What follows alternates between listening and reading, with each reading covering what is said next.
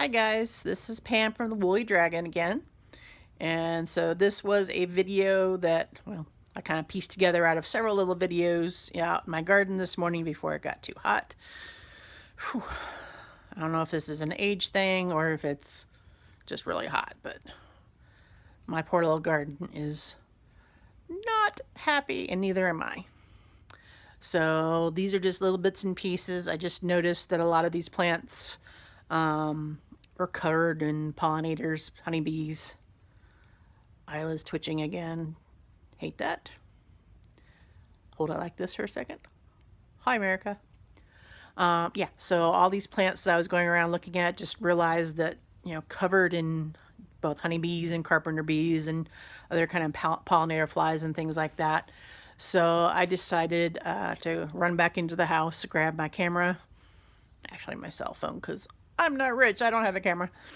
So, yeah, so I started filming and went from place to place to place, finding all these little plants that were blooming happily away and feeding my poor little honeybees.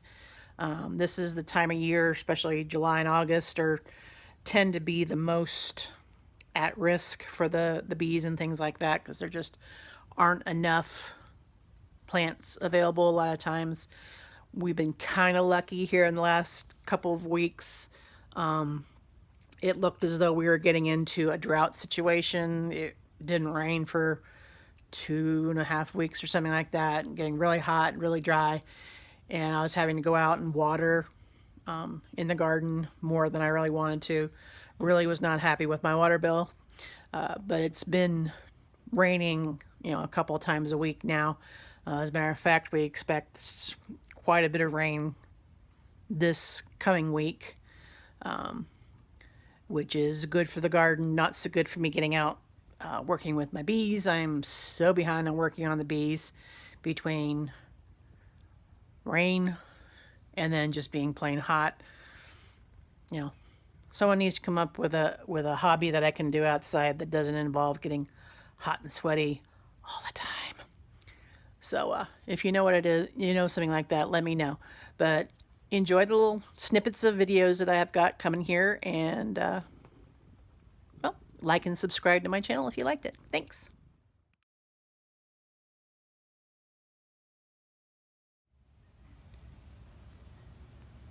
Here's the bigger of my Vitex that has even more little honeybees all over it. You go, little girl.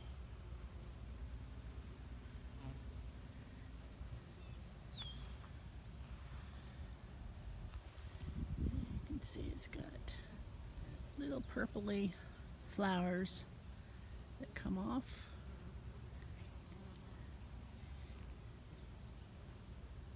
It's about 7 or 8 feet tall now. It's been here 3.5, 4 years. Yeah, I know. Bzz, yourself.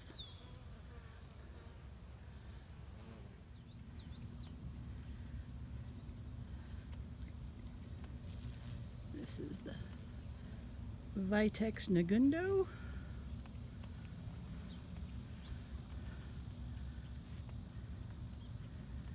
So many different types of pollinators in here. Honeybees, carpenter bees.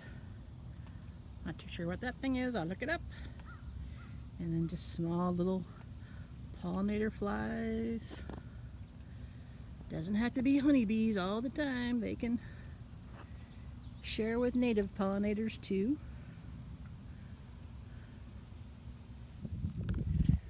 And this is unexpected. See these sleeves. Get in here and hopefully not fall down. This was a black magic crepe myrtle that I had bought on sale at Lowe's 4 years ago. Planted it and it pretty much died. Didn't think much of it, and all of a sudden here it is coming up in the midst of all this yarrow and golden marguerite and catnip that I have planted. This was an old compost pile that I let rot down. We did really well. I obviously have to read because there's a lot of Jimson weed in here, nightshades, other weeds. But there's yarrow. I need to go in and basically need to go in and deadhead all of this. But there's still some bees on the catnip. That's this thing with the thing. Little yellow flowers. That's the golden Margarita. And the yarrow. So it looks like there may be some more coming on. Cool. Yay! My $5 didn't go in vain, hopefully. Maybe I should ignore it some more and let it grow out to be about 12 feet before I acknowledge it. And here is a small, not quite flowering extensively little patch of buckwheat that I've planted as I've been harvesting my carrots.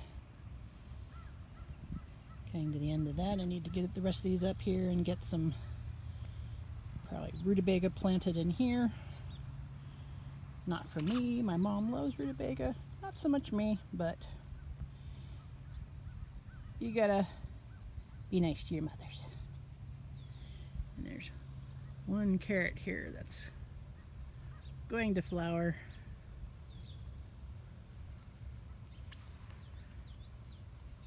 I may leave that one to collect seeds because I think that's an open pollinated variety. I'll need to check. Okay, this poor little bed. So this was another compost pile that had rotted down enough. I spread it out and I had planted, I got a crabapple, bare root crabapple that's planted in the middle of here. And I had spread out some wildflower seeds the winter before. Some of them took, some of them didn't. And then I've got the usual catnip that spreads readily. I've got some flowering tobacco that's still hanging on. I don't know if I deadhead that. I'll have to do some research, do some deadheading. And there's a rudbeckia in there that's kind of sort of hanging on, but the catnip is overpowering it. Some Johnny jump ups in there. Good for you.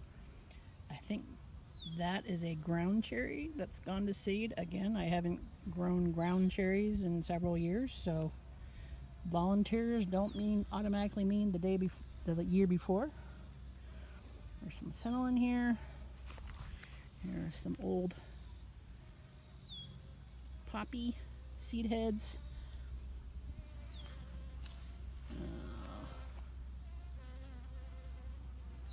I think that at the very bottom is, what is that? There's some poppies, but I think some of that is Dame's Rocket. It's a flower you see in the spring, or we do around here, that comes up in the spring with these purple flowers. And there's a peony right there that's trying to come up through the catnip. More golden Margarita. That is a cornflower that's struggling. And I'm thinking this is not a flower. I thought it was cosmos at first, but I'll give it a little bit longer. But I'm suspicious that it's ragweed or something that I don't need. Alright, so yeah. So you don't necessarily have to have a raised bed that's got borders on it.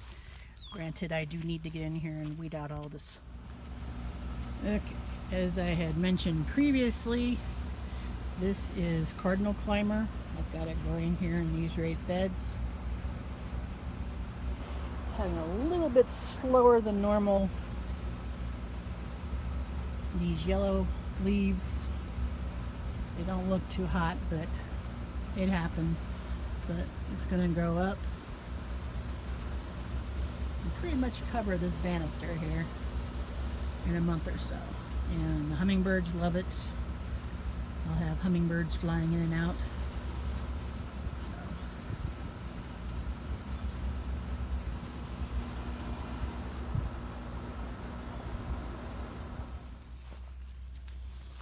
Alright, so amazingly enough, this is late July. Still have potatoes in this bed. And sweet potatoes. I had 3 slips that I couldn't find a spot for. I'm growing in things like that. So I decided the grand experiment to see whether planting in containers like that as opposed to in a raised bed. There's one over there, one here, one over there, mixed in with regular potatoes. This was an experimental bed. I had actually had some potatoes I had gotten at the grocery store, or actually the produce stand, that had started sprouting last fall. So I took a chance and went ahead and planted them in this bed pretty deeply and then mulched really good. And that kind of sort of was successful. Some of them came back, some of them didn't. And then I had some seed potatoes, or seed potatoes as in grown from seeds. It's a variety called Clancy that I have been trying for a few years now to get to grow. And unfortunately, I don't remember whose is whose. I think that's Clancy. I think that may be Clancy over there. And then there's some lavender that I'm growing from seed that I'm letting get sunshine. And then others of these potatoes are ones that I had some more sprouting potatoes from the produce stand that I threw in the ground in bare spots. So unfortunately, my nemesis is labeling everything as I should, and even when I do label them, somehow the print washes off before I can figure out who is what. So I need to get one of those grease pencils and write it on there rather than using a Sharpie, because evidently waterproof Sharpies don't mean waterproof when they're exposed outside. Your PSA for the day: don't use a Sharpie if you want to be able to read what you write outside with rain and all that kind of stuff. This is Anna's hyssop.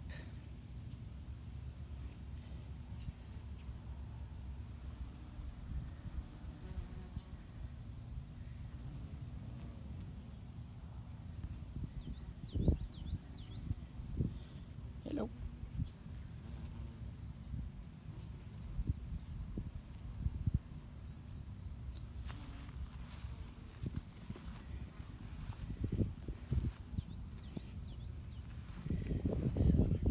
Hyssop has this nice little purpley stalk.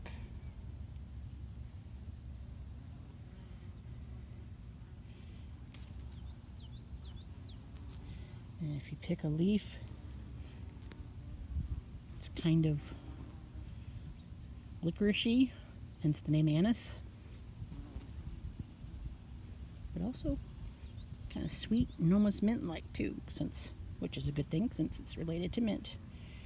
Hello. Get to work there. Hi guys, me again. Hope you enjoyed the video.